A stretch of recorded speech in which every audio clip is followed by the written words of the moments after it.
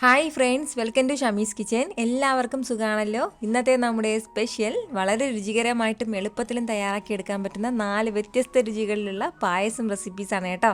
അപ്പോൾ ഈ വീഡിയോ ഇഷ്ടമായാൽ ഇതൊന്ന് ലൈക്ക് ചെയ്യാനും കൂടെ തന്നെ സബ്സ്ക്രൈബ് ചെയ്യാനും തൊട്ടടുത്ത് കാണുന്ന ബെല്ലൈക്കനിൽ ഓൾ മറക്കാതെ കൂടെ ഒന്ന് പ്രസ് ചെയ്തേക്കണേ. എന്നാൽ ശരി, ഇതെങ്ങനെയാ തയ്യാറാക്കുന്നത് വേഗം ഒന്ന് കണ്ടു നോക്കാം. ആദ്യം നമുക്ക് നല്ലൊരു കാരമൽ സേമിയ പായസം തയ്യാറാക്കിയെടുക്കാം. നമ്മുടെ സേമിയ പായസം തയ്യാറാക്കാനായിട്ട് ഞാനിപ്പോൾ ഒരു കടായി അടുപ്പത്തേക്ക് വെച്ചിട്ടുണ്ട്. അതൊന്ന് ചൂടായി വരുമ്പോഴത്തേക്കും ഇതിലേക്ക് നമുക്ക് 1.5 ടേബിൾ സ്പൂൺ നെയ്യ് ചേർത്ത് കൊടുക്കാം. നെയ്യ് ഒന്ന് ചൂടായി തുടങ്ങുമ്പോൾ പിന്നെ ഒരു 2 ടേബിൾ സ്പൂൺ അണ്ടിപ്പരിപ്പ് ചേർക്കാവുന്നതാണ്. ഇനി നമ്മുടെ ഈ അണ്ടിപ്പരിപ്പ് നന്നായിട്ട് ഇതൊന്ന് വറുത്തെടുക്കാം. നല്ലൊരു ഗോൾഡൻ ബ്രൗൺ കളർ ആകുന്നത് വരെയും ഒന്ന് വറുത്തെടുക്കാവുന്നതാണ്. നമ്മുടെ പായസത്തിലേക്ക് മുന്തിരിയോ തേങ്ങാക്കൊത്തോ ചേർക്കണം എന്നുള്ളവർക്ക് അതും ഈ ഒരു സമയം ചേർത്ത് ഒന്ന് വറുത്തെടുക്കാവുന്നതാണ്. ഞാനിപ്പോൾ അണ്ടിപ്പരിപ്പ് മാത്രമേ പായസത്തിൽ ചേർക്കുന്നുള്ളൂ. ഇപ്പോൾ നമ്മുടെ അണ്ടിപ്പരിപ്പിൻ്റെ കളറൊക്കെ നന്നായിട്ടൊന്ന് മാറി തുടങ്ങിയിട്ടുണ്ട്. നല്ലൊരു ഗോൾഡൻ ബ്രൗൺ കളർ ആയിട്ടുണ്ട്. ഇത്രയും മതിയാവും. ഇനി നമുക്കിത് എടുക്കാവുന്നതാണ്.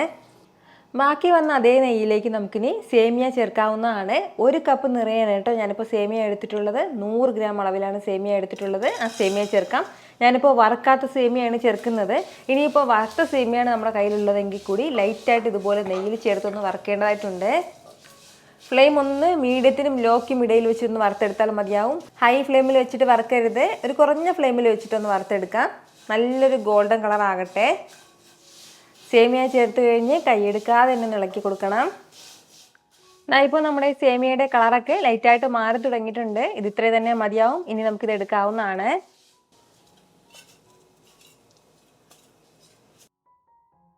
സേമിയ വറുത്ത് കോരി മാറ്റിയപ്പോഴത്തേക്കും 1 ടീസ്പൂൺ അളവിൽ മാത്രം നമുക്കിനി നെയ്യ് ബാക്കിയുണ്ട്. ഇതിലേക്ക് നമുക്കിനി ചേർക്കേണ്ടത് പഞ്ചസാരയാണ്. 1/2 കപ്പ് നിറയെ ഞാനിപ്പോൾ പഞ്ചസാര എടുത്തിട്ടുണ്ട്. അത് ചേർക്കാവുന്നതാണ്. പഞ്ചസാര ചേർത്ത് നന്നായിട്ട് ഇതെല്ലാം കൂടി ഒന്ന് മിക്സ് ചെയ്ത് കൊടുക്കാവുന്നതാണ്. ഇനി നമുക്ക് വേണ്ടത് ഫ്ലെയിം ഒന്ന് മീഡിയത്തിൽ വെച്ച് കൊടുത്തിട്ട് നമ്മുടെ ഈ പഞ്ചസാര ഒന്ന് കാരമലൈസ് ചെയ്തെടുക്കാവുന്നതാണ്. ഇത് പെട്ടെന്നൊന്ന് കാരമലൈസ് ആയി കിട്ടാനായിട്ട് 1-2 ടീസ്പൂൺ അളവിൽ മാത്രം കുറച്ച് വെള്ളം ചേർക്കാം. ഇനി വളരെ പെട്ടെന്ന് തന്നെ ഇത് കളർ മാറി കിട്ടും. നമുക്ക് വെള്ളം കൂടിപ്പോകരുത്. ഇപ്പോൾ നമ്മുടെ ഷുഗറിൻ്റെ കളറ് ലൈറ്റായിട്ടൊന്ന് മാറി തുടങ്ങിയിട്ടുണ്ട്. ഇനി നമുക്ക് നന്നായിട്ടൊന്ന് മിക്സ് ചെയ്ത് കൊടുക്കാവുന്നതാണ്. നമ്മൾ കാരമലൈസ് തയ്യാറാക്കുമ്പോൾ പ്രത്യേകം ശ്രദ്ധിക്കേണ്ടത് ഷുഗർ ഒരുപാട് ഡാർക്ക് കളറായി പോകരുത്. എങ്കിൽ പിന്നെ ആ പാടെ ടേസ്റ്റ് മാറിപ്പോകും. ഒരു ചെറിയൊരു ബ്രൗൺ കളർ മാത്രം വന്നാൽ മതിയാവും.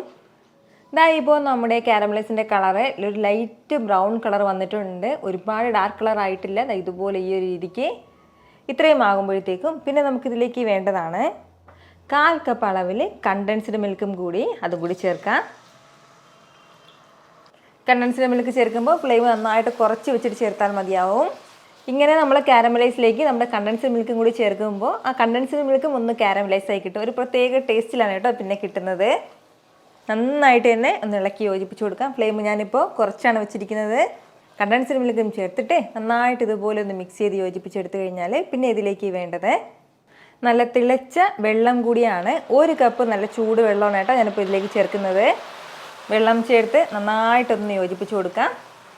ഇതുപോലെ കുറച്ച് തിളച്ച വെള്ളം ചേർത്ത് നന്നായിട്ട് നമ്മുടെ കാരമലൈസ് എല്ലാം ഒന്ന് അലിയിച്ചെടുക്കാവുന്നതാണ്.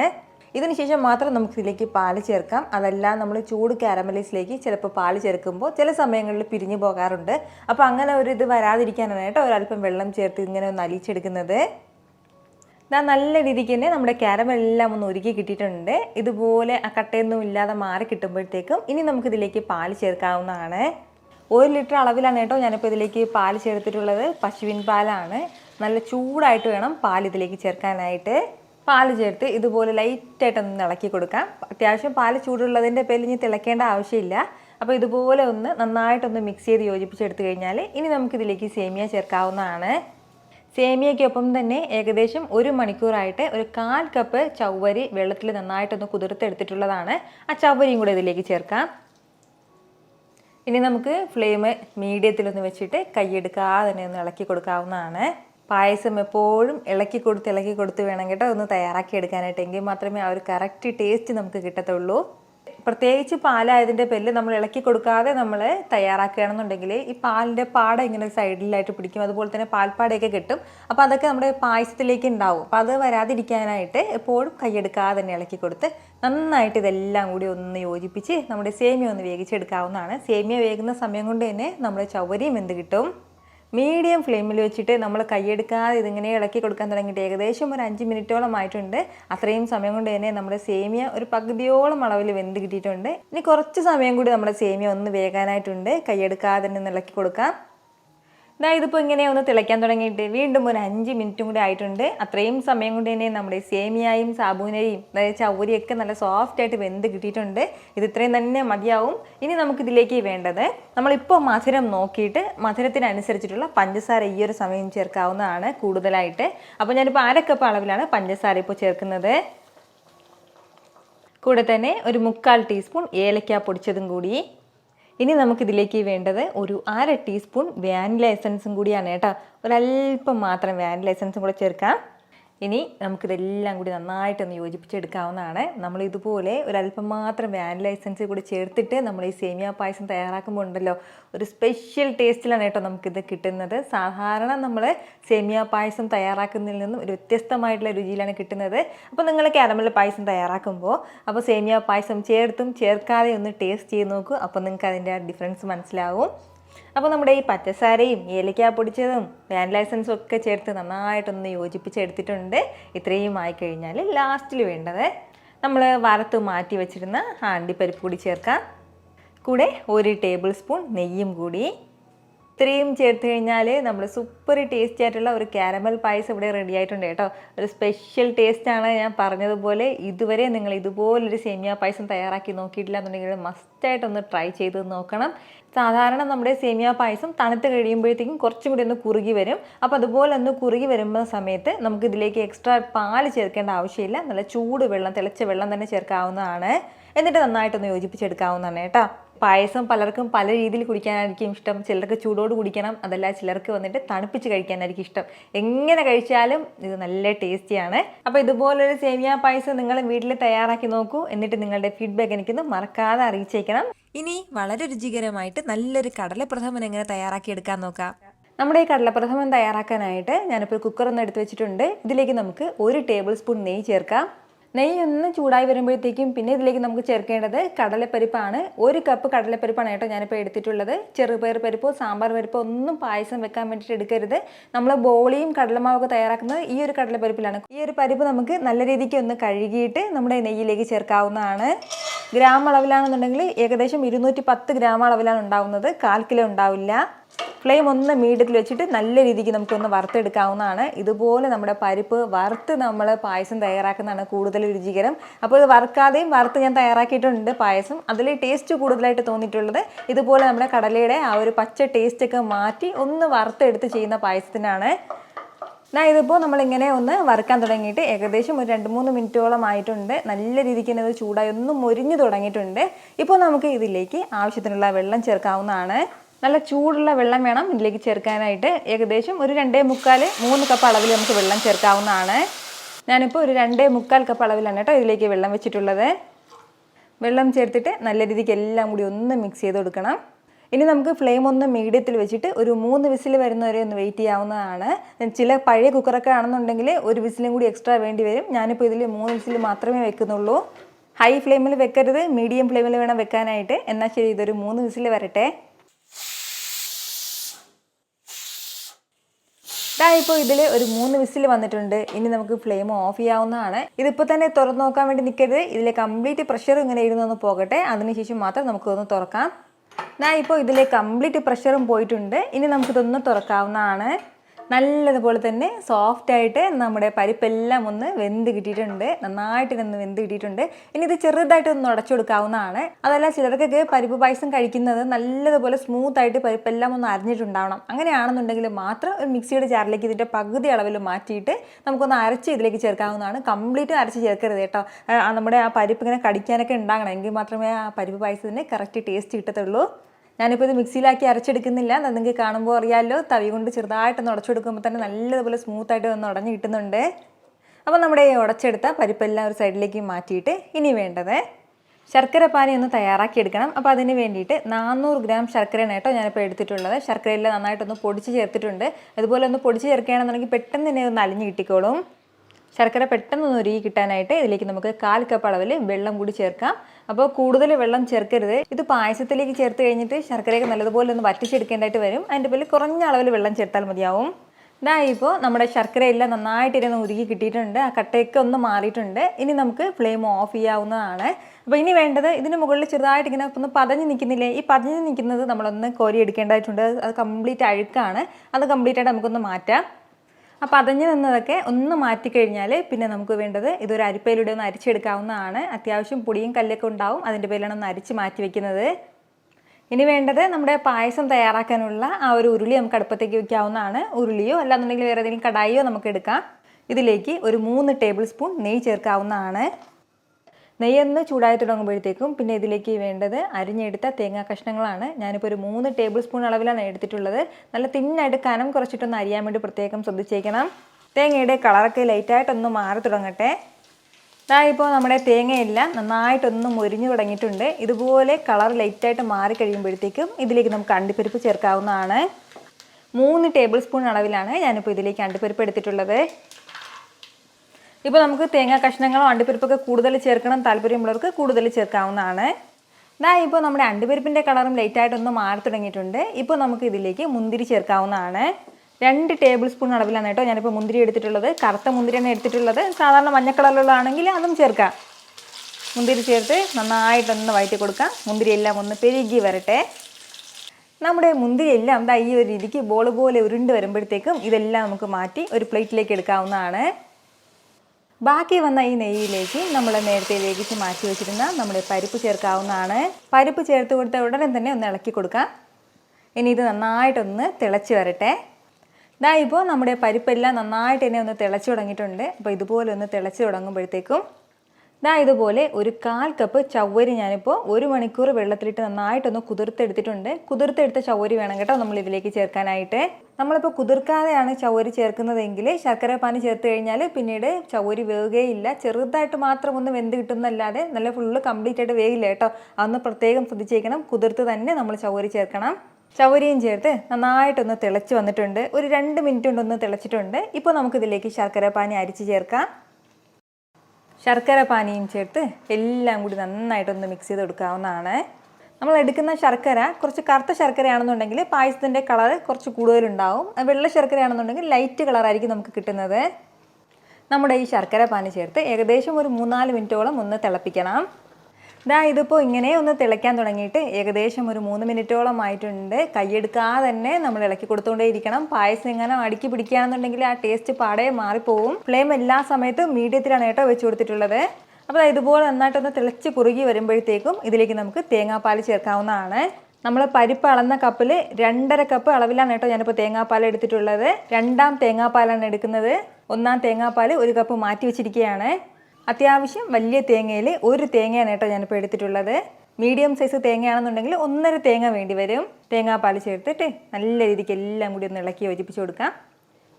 ഇതിപ്പോൾ നന്നായിട്ടൊന്ന് തിളച്ച് തുടങ്ങിയിട്ടുണ്ട്. തിളച്ച് കഴിഞ്ഞ് ഒരു 10 മിനിറ്റോളമെങ്കിലും നമ്മൾ ഇടയ്ക്കിടയ്ക്ക് കൈയെടുക്കാതെ ഇതുപോലെ ഒന്ന് ഇളക്കി കൊടുക്കേണ്ടതായിട്ടുണ്ട്. അപ്പോഴത്തേക്കും നമ്മുടെ പായസമൊക്കെ നന്നായിട്ടൊന്ന് കുറുകി തുടങ്ങും. നമ്മുടെ ഈ തേങ്ങാപ്പാലിൽ കിടന്നിട്ട് പെട്ടെന്ന് 2ാം തേങ്ങാപ്പാൽ ഒഴിച്ചിട്ട് പായസം എടുക്കുന്ന രീതിയിൽ നമ്മൾ ചേർക്കരുത്. ഇതുപോലെ ഒരല്പം കൂടുതലായിട്ട് തേങ്ങാപ്പാൽ ചേർത്ത് തന്നെ നമ്മളൊന്ന് വറ്റിച്ചെടുക്കണം. നമ്മുടെ ഈ പായസം ഇങ്ങനെയൊന്ന് തിളയ്ക്കാൻ തുടങ്ങിയിട്ട് ഒരല്പം നേരമായിട്ടുണ്ട്. അത്രയും സമയം കൊണ്ട് തന്നെ ഇത് നല്ലതുപോലെ ഒന്ന് കുറുകി വന്നിട്ടുണ്ട്. ഇങ്ങനെ വേണം കേട്ടോ നമ്മളിത് തയ്യാറാക്കാനായിട്ട്. നന്നായിട്ട് ഇതുപോലെ ഒന്ന് കുറുകി തുടങ്ങുമ്പോഴത്തേക്കും ഇതിലേക്ക് നമുക്ക് 1ാം പാൽ ചേർക്കാം. ആദ്യമേ നമ്മൾ മാറ്റി വെച്ച 1ാം തേങ്ങാപ്പാലാണ്. ആ 1 കപ്പ് തേങ്ങാപ്പാൽ ഇതിലേക്ക് ചേർക്കാം. ഇതുപോലെ നല്ല കട്ടി തേങ്ങാപ്പാൽ വേണം ചേർക്കാനായിട്ട്. തേങ്ങാപ്പാലും ചേർത്ത് എല്ലാം കൂടി നന്നായിട്ടൊന്ന് യോജിപ്പിച്ച് കൊടുക്കാവുന്നതാണ്. 1ാം തേങ്ങാപ്പാൽ ചേർത്ത് കൊടുത്തു കഴിഞ്ഞാൽ പിന്നീട് തിളയ്ക്കേണ്ട ആവശ്യമില്ല. നല്ലതുപോലെ ഒന്ന് ചൂടായി കിട്ടിയാൽ മതിയാവും. ഇപ്പോൾ ഇത് നന്നായിട്ട് തന്നെ ഒന്ന് ചൂടായി തുടങ്ങിയിട്ടുണ്ട്. ഇതുപോലെ ഒന്ന് ചൂടായി വരുമ്പോഴത്തേക്കും ലാസ്റ്റിൽ ചേർക്കേണ്ടത് 1/2 ടീസ്പൂൺ അളവിൽ ഏലക്ക പൊടിച്ചതാണ്. ഏലക്കയുടെ കുരു മാത്രമേ ഞാൻ ചതച്ചെടുത്തിട്ടുള്ളൂ. ഏലക്ക പൊടി ചേർക്കുന്നതിനേക്കാളും കൂടുതലായിട്ട് ഫ്രഷ് ആയിട്ട് ഏലക്ക ചേർക്കുകയാണെന്നുണ്ടെങ്കിൽ നല്ലൊരു ഫ്ലേവർ ഉണ്ടാവും. ഇതിനോടൊപ്പം ഒരേ ഒരു പിഞ്ച് അളവിൽ മാത്രം ഉപ്പും കൂടി നമ്മളൊരല്പം ഉപ്പ് പായസത്തിലേക്ക് ചേർക്കുകയാണെന്നുണ്ടെങ്കിൽ ആ മധുരമൊക്കെ കറക്റ്റ് ബാലൻസ് ആയി കിട്ടും കേട്ടോ. ഏലക്കായും ഉപ്പൊക്കെ ചേർത്ത് നന്നായിട്ട് എല്ലാം കൂടി ഒന്ന് ഇളക്കി യോജിപ്പിച്ച് കൊടുക്കണം. ഫ്ലെയിം നന്നായിട്ട് ഞാനിപ്പോൾ കുറച്ചാണ് വെച്ചിരിക്കുന്നത്. ഫ്ലെയിമിന് മീഡിയത്തിൽ വയ്ക്കരുത്, എങ്കിൽ പിന്നെ ഇത് തിളച്ച് പോകും. ഇതുപോലെ നല്ല രീതിക്ക് ഒന്ന് യോജിപ്പിച്ചെടുക്കണം. ഇനി നമുക്കിതിലേക്ക് ലാസ്റ്റിൽ നമ്മൾ വറുത്ത് മാറ്റി വെച്ചിരുന്ന അണ്ടിപ്പരിപ്പ് മുന്തിരിങ്ങയും ചേർക്കാവുന്നതാണ്. അപ്പോൾ ഇത്രയും ആയിക്കഴിഞ്ഞാൽ നമ്മുടെ സൂപ്പർ ടേസ്റ്റി ആയിട്ടുള്ള കടലപ്പായസം ഇവിടെ റെഡി ആയിട്ടുണ്ട്. കടലപ്പായസം ഇരിക്കുന്തോറും തണുത്ത് കഴിയുമ്പോഴത്തേക്കും കുറച്ചും കൂടി കുറുകി വരും. അങ്ങനെ വരുമ്പോഴത്തേക്കും ഒന്ന് ലൂസായി കിട്ടാനായിട്ട് തിളച്ച വെള്ളം ചേർത്ത് കൊടുത്താൽ മതിയാവും. പിന്നീട് നമ്മളിതിലേക്ക് തേങ്ങാപ്പാൽ ചേർക്കേണ്ട ആവശ്യമില്ല. ഒരല്പം കടലപ്പായസവും പപ്പടവും പഴവും ഉണ്ടെങ്കിൽ പിന്നെ പറയാനുമില്ല. ഉറപ്പായിട്ടും ഈ വരുന്ന ഓണത്തിനും അല്ലാന്നുണ്ടെങ്കിൽ വീട്ടിൽ വിശേഷ ദിവസങ്ങളിലൊക്കെ ഇതുപോലൊരു പായസം തയ്യാറാക്കി നോക്കിയിട്ട് നിങ്ങളുടെ ഫീഡ്ബാക്ക് എനിക്കൊന്നും മറക്കാതെ അറിയിച്ചേക്കണം. ഇനി നമുക്ക് നല്ലൊരു അടപ്രഥമൻ തയ്യാറാക്കിയാലോ? നമ്മുടെ ഈ അടപ്രഥമൻ തയ്യാറാക്കി എടുക്കാനായിട്ട് ഞാനിപ്പോൾ ഇതുപോലെ 200 ഗ്രാം അളവിൽ അട എടുത്തിട്ടുണ്ട്. നമുക്കിപ്പോൾ അരിയടയാണെന്നുണ്ടെങ്കിൽ എടുക്കാം, അതല്ല സേമിയ അടയാണെന്നുണ്ടെങ്കിൽ എടുക്കാവുന്നതാണ്. ഇനി നമുക്ക് ഈ അടയെല്ലാം നന്നായിട്ടൊന്ന് വേവിച്ചെടുക്കാം. നമ്മുടെ ഈ അട വേവിച്ചെടുക്കാനായിട്ട് ഞാനിപ്പോൾ കുറച്ച് വെള്ളം ഒന്ന് തിളപ്പിക്കുകയാണ്. വെള്ളം നന്നായിട്ടൊന്ന് തിളച്ച് കഴിയുമ്പോഴത്തേക്കും നമ്മുടെ അട ഇതിലേക്ക് ചേർക്കാവുന്നതാണ്. അരിയട ആണെന്നുണ്ടെങ്കിൽ ഏകദേശം 15 മുതൽ 20 മിനിറ്റ് വരെ നമ്മൾ തിളപ്പിക്കുമ്പോഴായിരിക്കും നന്നായിട്ട് വെന്ത് കിട്ടുക. അതല്ല സേമിയ അടയാണെന്നുണ്ടെങ്കിൽ 10 മിനിറ്റ് മതിയാവും. അപ്പോൾ ഇത് നന്നായിട്ടൊന്ന് വെന്ത് കിട്ടട്ടെ. ഈ ഒരു സമയം കൊണ്ട് നമുക്ക് ശർക്കര പാനിയും തയ്യാറാക്കിയെടുക്കാം. അപ്പോൾ അതിന് വേണ്ടിയിട്ട് ഒരു പാത്രത്തിലേക്ക് ഞാനിപ്പോൾ ഒരു 350 ഗ്രാം അളവിൽ ശർക്കര ചേർത്ത് കൊടുക്കുകയാണ്. കൂടെ തന്നെ ഒരു 1/2 കപ്പ് അളവിൽ വെള്ളം കൂടി.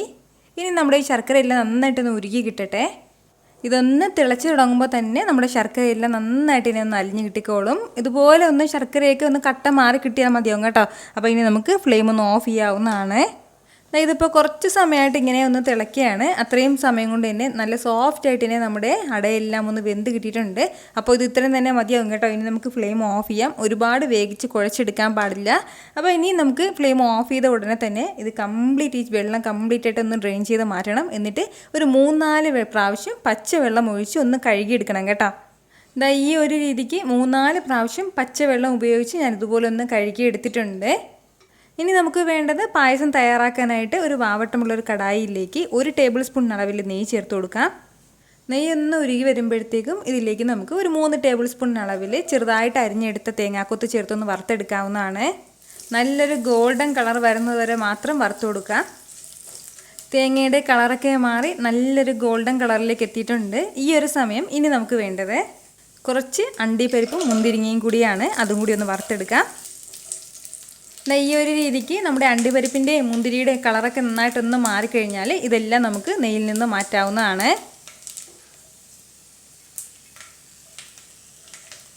ഇനി നമുക്ക് ബാക്കി വന്ന അതേ നെയ്യിലേക്ക് നമ്മൾ കഴുകി മാറ്റി വെച്ചിരിക്കുന്ന അട ചേർത്ത് കൊടുക്കാവുന്നതാണ്. എന്നിട്ട് നന്നായിട്ട് ഇതെല്ലാം കൂടി ഒന്ന് മിക്സ് ചെയ്ത് കൊടുക്കാം. നമ്മുടെ ഈ അടയിലേക്ക് നെയ്യെല്ലാം നന്നായിട്ടൊന്ന് യോജിച്ച് കിട്ടണം. ആ ഒരു രീതിക്ക് ഒന്ന് മിക്സ് ചെയ്ത് കൊടുത്താൽ മതിയാവും. ഇതുപോലെ ഒന്ന് വഴറ്റി കൊടുത്തു കഴിഞ്ഞാൽ പിന്നെ ഇനി നമുക്കിതിലേക്ക് നമ്മൾ തയ്യാറാക്കി വെച്ചിരിക്കുന്ന ശർക്കര പാനി ഒന്ന് അരിച്ച് ചേർക്കാവുന്നതാണ്. ശർക്കരയിൽ അത്യാവശ്യം പൊടിയൊക്കെ ഉണ്ടാവും. അതിൻ്റെ പേരിൽ ഉറപ്പായിട്ടും ഒന്ന് അരിച്ച് തന്നെ ചേർത്തേക്കണം. ഇനി ഒരല്പസമയം നമ്മുടെ ഈ ശർക്കര പാനി നന്നായിട്ടൊന്ന് തിളക്കട്ടെ, ഒന്ന് കുറുകി കിട്ടണം. കൈയെടുക്കാതെ തന്നെ ഒന്ന് ഇളക്കി കൊടുത്തുകൊണ്ടേ ഇരിക്കണം. ഒരല്പസമയം നമ്മൾ ഇതുപോലെ ഒന്ന് ഇളക്കി കൊടുത്തുകൊണ്ടേ ഇരിക്കുമ്പോഴത്തേക്കും ശർക്കര പാനിയെല്ലാം നന്നായിട്ട് ഈ ഒരു രീതിക്ക് ഒന്ന് കുറുകി കിട്ടും. നന്നായിട്ട് ശർക്കര പാനി എല്ലാം ഒന്ന് കുറുകി വന്നിട്ടുണ്ട്. ഈ ഒരു സമയം ഇനി നമുക്കിതിലേക്ക് വേണ്ടത് 2 കപ്പ് അളവിൽ 2-ാം പാലാണ്. 1-ാം പാല് മാറ്റി വെച്ചിരിക്കുകയാണ്. 2-ാം പാല് വേണം ഈ ഒരു സമയം ചേർക്കാനായിട്ട്. 2-ാം പാലും ചേർത്ത് കൊടുത്തിട്ട് വീണ്ടും നന്നായിട്ട് ഇനി നമുക്കൊന്ന് ഇളക്കി യോജിപ്പിച്ച് കൊടുക്കാം. ഇനി ഈ ഒരു പാലും തേങ്ങാപ്പാലും ഒന്ന് കുറുകി കിട്ടണം കേട്ടോ. അതുവരെ നമ്മളിതുപോലെ ഒന്ന് ഇളക്കി കൊടുക്കണം. എത്രത്തോളം നമ്മുടെ അടയൊക്കെ ഒന്ന് വെന്ത് കിട്ടണമോ അത് ഫസ്റ്റിലേ തന്നെ നമ്മൾ വേവിച്ചെടുത്തേക്കണം. ശർക്കര പാനിയിലേക്ക് ചേർത്ത് കഴിഞ്ഞാൽ പിന്നെ അട വേഗില്ല കേട്ടോ. അതൊന്ന് പ്രത്യേകം ശ്രദ്ധിച്ചേക്കണം. ഈ ഒരു രീതിക്ക് ഒരല്പസമയം നമ്മളൊന്ന് ഇളക്കി കൊടുക്കുമ്പോഴത്തേക്കും നന്നായിട്ട് ഒന്ന് കുറുകി കിട്ടും. അതായത് നമ്മുടെ തേങ്ങാപ്പാലെല്ലാം നല്ലതുപോലെ കുറുകി ഇതിനോടൊപ്പം ചേർന്നിട്ടുണ്ടാവും. ഇത്രയും കട്ടിക്കാണ് കേട്ടോ ഇപ്പോൾ ഉള്ളത്. അപ്പോൾ ഈ ഒരു സമയം നമുക്ക് ഫ്ലെയിം ഒന്ന് ഞാൻ കുറച്ച് വെച്ചിരിക്കുകയാണ്. ഇത്രയും സമയം മീഡിയത്തിലാണ് വെച്ചിട്ടുണ്ടായിരുന്നത്. ഫ്ലെയിം കുറച്ച് വെച്ചിട്ട് ഇതിലേക്ക് നമുക്ക് പൊടികൾ ചേർത്ത് കൊടുക്കാം. 1/2 ടീസ്പൂൺ അളവിൽ ചുക്കുപൊടി ചേർക്കുകയാണ്. അതുപോലെ തന്നെ 1/2 ടീസ്പൂൺ ഏലക്ക പൊടിച്ചതും കൂടി. ഇനി നമുക്കിതിലേക്ക് വേണ്ടത് ചെറിയ ജീരകം പൊടിച്ചതാണ്. ഒരു 1/4 ടീസ്പൂൺ അളവിൽ മാത്രം ചെറിയ ജീരകം പൊടിച്ചത്. ഇതിനോടൊപ്പം തന്നെ ഒരു പിഞ്ചളവിൽ ഉപ്പും കൂടി നമുക്ക് ആവശ്യമായിട്ടുണ്ട്. ഇത് ഇത്രയും ചേർത്തിട്ട് നല്ല രീതിക്ക് തന്നെ എല്ലാം കൂടി നമുക്കൊന്ന് യോജിപ്പിച്ച് കൊടുക്കാം. ഈ ഒരു സമയത്ത് മാത്രം നമുക്ക് പൊടികൾ ചേർക്കാവുന്നതാണ്. നന്നായിട്ട് തന്നെ ഇതുപോലെ ഒന്ന് മിക്സ് ചെയ്ത് കൊടുത്തു കഴിഞ്ഞാൽ ഇനി നമുക്കിതിലേക്ക് 1-ാം പാല് ചേർക്കാവുന്നതാണ്. 1 കപ്പ് അളവിലാണ് കേട്ടോ ഞാനിപ്പോൾ ഇതിലേക്ക് കട്ടി തേങ്ങാപ്പാൽ ചേർത്ത് കൊടുക്കുന്നത്. തേങ്ങാപ്പാലും ചേർത്ത് കൊടുത്തിട്ട് നല്ല രീതിക്ക് തന്നെ ഇതെല്ലാം കൂടി ഒന്ന് ഇളക്കി യോജിപ്പിച്ച് കൊടുക്കാം. തേങ്ങാപ്പാൽ ചേർത്ത് കൊടുത്തു കഴിഞ്ഞാൽ പിന്നീട് ഒരുപാട് സമയം നമ്മളിട്ട് തിളപ്പിക്കരുത്. ലൈറ്റായിട്ട് മാത്രം ഒന്ന് തിളച്ച് കിട്ടിയാൽ മതിയാവും. ഈ ഒരു രീതിക്ക് നമ്മുടെ ഈ തേങ്ങാപ്പാലെല്ലാം ഒന്ന് തിളച്ച് തുടങ്ങുകയാണ്. ഈ ഒരു സമയം ഇനി നമുക്കിതിലേക്ക് വേണ്ടത് 1 ടേബിൾ സ്പൂൺ അളവിൽ നെയ്യാണ്. അത് ചേർക്കുകയാണ്. കൂടെ തന്നെ നമ്മൾ വറുത്ത് മാറ്റി വെച്ചിരിക്കുന്ന അണ്ടിപ്പരിപ്പും മുന്തിരിയൊക്കെ ചേർക്കാം. ഇത്രയും കട്ടിക്കാണ് കേട്ടോ ഞാനിപ്പോൾ ഈ അടപ്രഥമൻ ചെയ്തെടുക്കുന്നത്. കുറച്ചുകൂടി കട്ടി കുറഞ്ഞിട്ട് മതിയെങ്കിൽ കുറച്ചും കൂടി തേങ്ങാപ്പാൽ ചേർക്കാവുന്നതാണ്. വളരെ രുചികരമായിട്ടുള്ള അടപ്രഥമനാണ് കേട്ടോ. തേങ്ങാപ്പാലിൽ തന്നെ നമ്മൾ തയ്യാറാക്കണം. പശുവിൻ പാലൊന്നും പറ്റില്ല. തേങ്ങാപ്പാലിൽ തയ്യാറാക്കിയാൽ മാത്രമേ അതിൻ്റെ ഒരു കറക്റ്റ് ടേസ്റ്റ് നമുക്ക് കിട്ടത്തുള്ളൂ. അപ്പോൾ ഇതുപോലൊരു അടപ്രഥമൻ നിങ്ങളും തയ്യാറാക്കി നോക്കിയിട്ട് നിങ്ങളുടെ ഫീഡ്ബാക്ക് എനിക്കൊന്ന് മറക്കാതെ അറിയിച്ചേക്കണം കേട്ടോ. വളരെ രുചികരമായിട്ട് തയ്യാറാക്കിയെടുക്കാൻ പറ്റുന്ന നല്ലൊരു സേമിയ പായസത്തിൻ്റെ റെസിപ്പിയാണ് ഇനി. നമ്മുടെ ഈ സേമിയ പായസം തയ്യാറാക്കി എടുക്കാനായിട്ട് ഞാനിപ്പോൾ ഒരു ഉരുളി ഒന്ന് അടുപ്പത്തേക്ക് വെച്ചിട്ടുണ്ട്. അതൊന്ന് ചൂടായി വരുന്ന സമയം അതിലേക്ക് നമുക്ക് 1 ടേബിൾ സ്പൂൺ അളവിൽ നെയ്യ് ചേർത്ത് കൊടുക്കാം. നെയ്യ് ഒന്ന് ചൂടായി കഴിഞ്ഞാൽ പിന്നെ ഇനി നമുക്കിതിലേക്ക് വേണ്ടത് ഞാനിപ്പോൾ ഇതുപോലെ ഒരു 3 ടേബിൾ സ്പൂൺ അളവിൽ അണ്ടിപ്പരിപ്പ് എടുത്തിട്ടുണ്ട്. അത് ചേർക്കുകയാണ്. അണ്ടിപ്പരിപ്പ് ചേർത്ത് നന്നായിട്ട് തന്നെ ഇതൊന്ന് വറുത്ത് കൊടുക്കാം. ഇതിൻ്റെ കളറൊക്കെ ലൈറ്റായിട്ടൊന്ന് മാറി വരട്ടെ. ഇപ്പോൾ നമ്മുടെ അണ്ടിപ്പരിപ്പിൻ്റെ കളറൊക്കെ ലൈറ്റായിട്ടൊന്ന് മാറി തുടങ്ങിയിട്ടുണ്ട്. ഈ ഒരു സമയം ഇനി നമുക്കിതിലേക്ക് മുന്തിരി ചേർക്കാവുന്നതാണ്. 2 ടേബിൾ സ്പൂൺ അളവിലാണ് ഞാനിപ്പോൾ ഇതിലേക്ക് മുന്തിരി എടുത്തിട്ടുള്ളത്. മുന്തിരിയും ചേർത്തിട്ട് നന്നായിട്ട് തന്നെ ഇതൊന്ന് വറുത്തെടുക്കാവുന്നതാണ് നമുക്ക്. മുന്തിരി എല്ലാം ഈ ഒരു രീതിക്ക് നന്നായിട്ടൊന്ന് മുരിഞ്ഞു കഴിഞ്ഞാൽ പിന്നെ നമുക്കിതെല്ലാം ഒന്ന് മാറ്റാവുന്നതാണ്. ഇനി നമുക്ക് വേണ്ടത് ബാക്കി വന്ന ആ ഒരു നെയ്യിലേക്ക് ഇതുപോലെ 1 കപ്പ് അളവിൽ ഞാനിപ്പോൾ വേമുസല്ലി എടുത്തിട്ടുണ്ട്. വറുത്ത വേമുസല്ലിയാണ്. വറുക്കാത്തതാണെന്നുണ്ടെങ്കിലും പ്രശ്നമൊന്നുമില്ല, വറുത്തതാണെങ്കിലും കുഴപ്പമില്ല കേട്ടോ. അപ്പോൾ 1 കപ്പ് അളവിൽ സേമിയ നമുക്കിതിലേക്ക് ചേർക്കാവുന്നതാണ്. സേമിയ ചേർത്ത് ഫ്ലെയിം ഒന്ന് മീഡിയത്തിൽ വെച്ച് നന്നായിട്ട് തന്നെ നമുക്കൊന്ന് വറുത്തെടുക്കാം. ഞാനിപ്പോൾ ഇതിലേക്ക് എടുത്തിട്ടുള്ളത് വറുത്ത സേമിയാണ്. അതിൻ്റെ പേരിൽ ഒരു 2 മിനിറ്റ് മാത്രമേ ഞാനിതിപ്പോൾ വറുക്കുന്നുള്ളൂ. വറുക്കാത്ത സേമിയ ആണെന്നുണ്ടെങ്കിൽ ഈ ഒരു കളർ ആകുന്നതുവരെ നമ്മളൊന്ന് വറുത്ത് കൊടുക്കണം കേട്ടോ. നന്നായിട്ട് തന്നെ ഒന്ന് വറുത്ത് കൊടുക്കാം.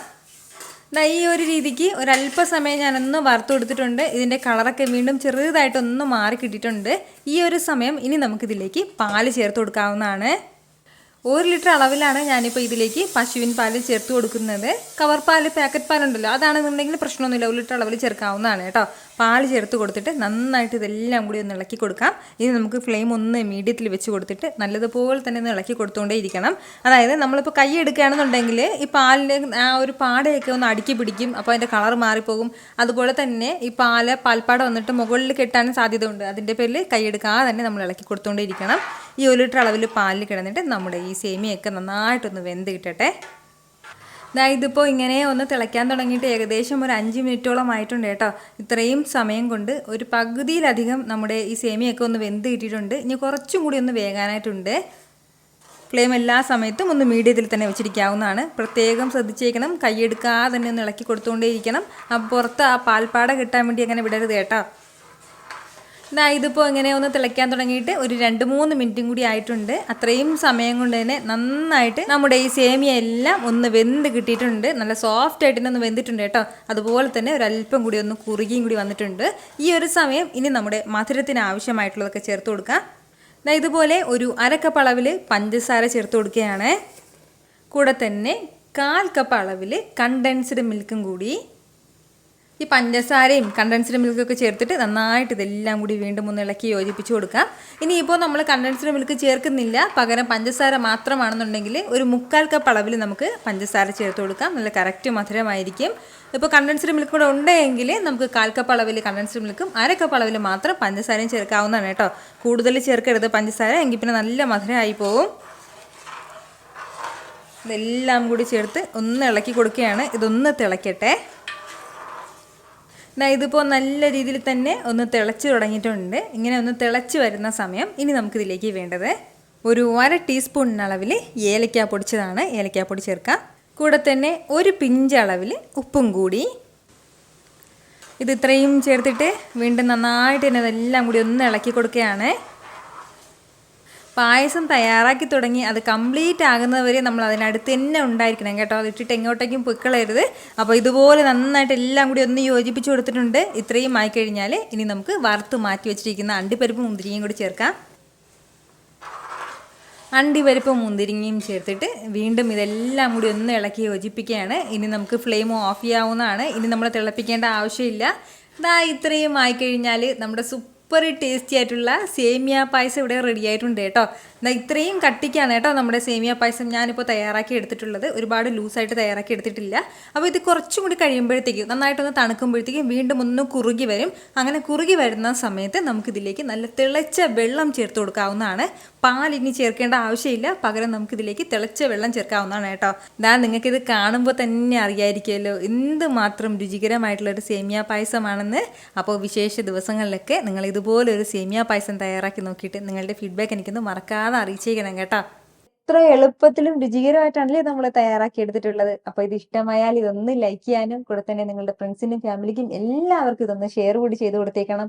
ഇതുപോലുള്ള റെസിപ്പിക്ക് വേണ്ടിയിട്ട് നമ്മുടെ ഷാമീസ് കിച്ചൻ ചാനൽ ഫോളോ ചെയ്യാനും സബ്സ്ക്രൈബ് ചെയ്യാനൊന്നും ആരും മറക്കരുത്. വീണ്ടും നല്ലൊരു ഷാർ വീഡിയോ ആയിട്ട് നാളെ കാണാം. അതുവരേക്കും എല്ലാവരും ഹാപ്പി ആയിട്ടിരിക്കുക, സന്തോഷമായിട്ടിരിക്കുക, എല്ലാവരും സേഫ് ആയിട്ടിരിക്കണം. Take care friends. ടാറ്റാ.